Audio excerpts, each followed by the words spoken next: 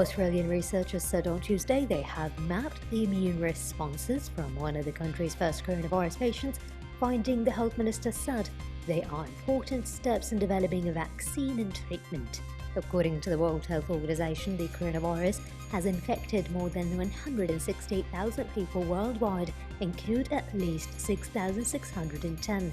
While the bulk of those infected experience only mild symptoms, it is severe or critical in 20% of patients. As scientists scramble to develop a vaccine, researchers at Australia's Peter Doherty Institute for Infection and Immunity said they had taken an important step in understanding the virus. The World Health Organization will start testing for coronavirus in Rebel Health northwest Syria later this week, the agency's regional head said Tuesday, adding that he was very concerned about the spread of the pandemic to a region where the health system has been wrecked by a long civil war.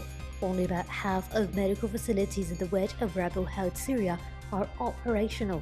Nearly 1 million people recently displaced by violence are living in makeshift housing or crowded camps. Syria's regional government has started testing in areas in the rest of the country, although has not yet reported a case to the WHO.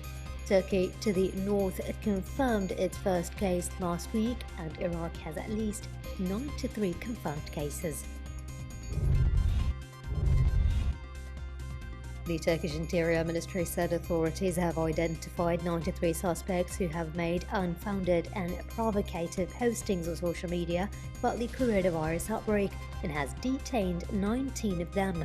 The move came as Turkey closed cafes, entertainment and sports venues, suspended mass prayers and mosques, and extended a flight ban to 20 countries to contain the coronavirus spread, as the number of confirmed cases rose to 47. The Interior Ministry statement said there were social media posts which were targeting officials and spreading panic and fear by suggesting the virus had spread widely in Turkey and that officials had taken insufficient measures. Mainland China had 21 new confirmed cases of coronavirus infections on Monday, the National Health Commissioner said on Tuesday, up from 16 a day earlier. That brings the total number of confirmed cases in China so far to 80,881. The death toll from the outbreak in China had reached 3,226 as of the end of Monday, up by 13 from the previous day. In the central province of Hubei, the epicenter of the outbreak, there were 12 new deaths, with the provincial capital Wuhan accounting for 11 of fatalities. The number of imported cases of the virus in mainland China reached 143 as of Monday, up 20 from a day earlier. Deputy Prime Minister Altina Umabekova said on Tuesday Kyrgyzstan has banned entry to all foreigners to safeguard against coronavirus. Meanwhile, Kazakhstan's healthcare ministry reported 14 new coronavirus cases on Tuesday, raising the total count to 27 in the Central Asian nation. According to Minister Yelzan Pertinov, the 14 new patients were diagnosed in the capital, Nur Sultan. South Korea said on Tuesday it plans to tighten border checks for all arrivals from overseas to prevent new cases of the coronavirus coming into the country at a time when domestically transmitted infections are subsiding. These stricter checks for all arrivals will start on Thursday and come as China also stepped up monitoring of foreign travelers in the latest sign of the pandemic's shifting center of gravity from Asia to Europe.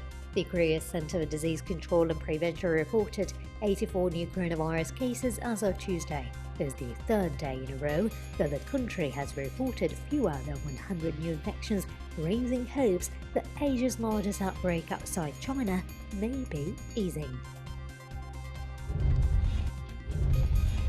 Chile and Peru announced a total closure of their borders on Tuesday, while Latin America's largest airline said it was reducing operations by 70% as the region scrambled to stem the rapidly spreading coronavirus pandemic.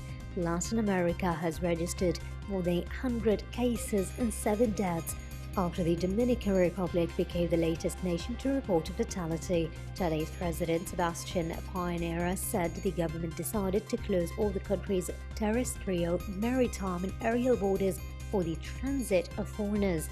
The announcement came after Chile reviewed on Monday its number of coronavirus cases had more than doubled since Sunday to 155.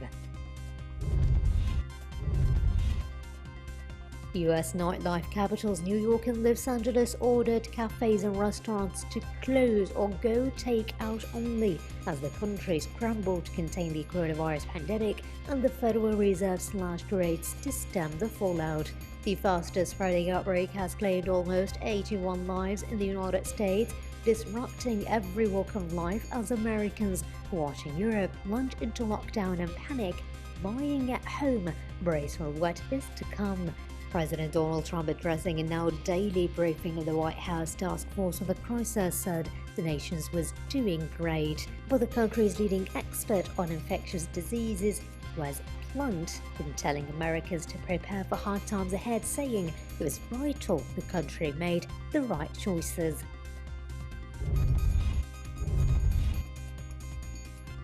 The U.S. Senate agreed on Tuesday to extend a set of government surveillance tools for 77 days to allow lawmakers time to consider broader changes to the divisive domestic eavesdropping program. The Senate had been due to begin voting on a bill passed in the House of Representatives last week that would have reauthorized and reformed the program. Instead, senators agreed unanimously on the temporary extension to allow consideration of amendments to the House bill.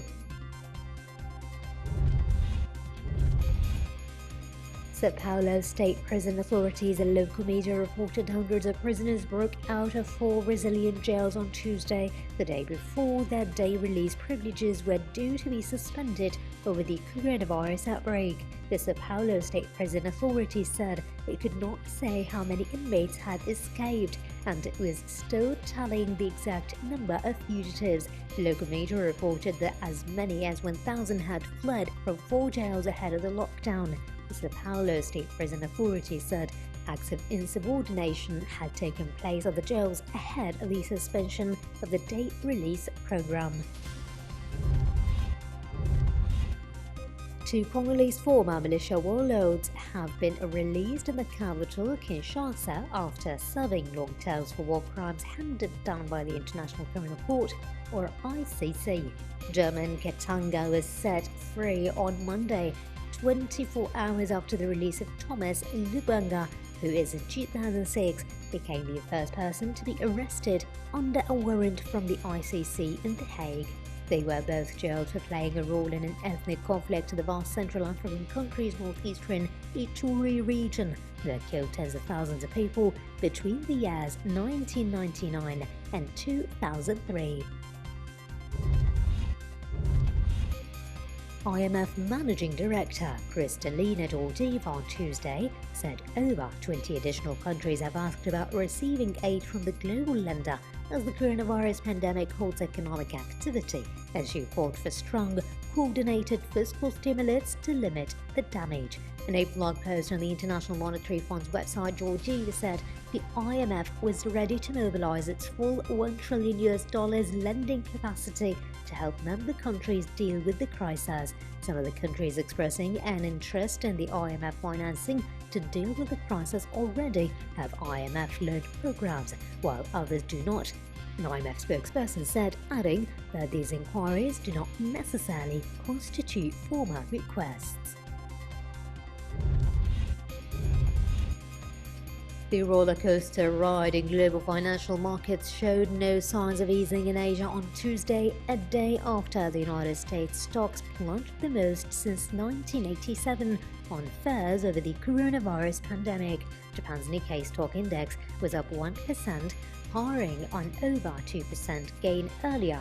The Bank of Japan on Tuesday offered $30.27 billion in its 84-day dollar funding operation, the largest amount since the global financial crisis.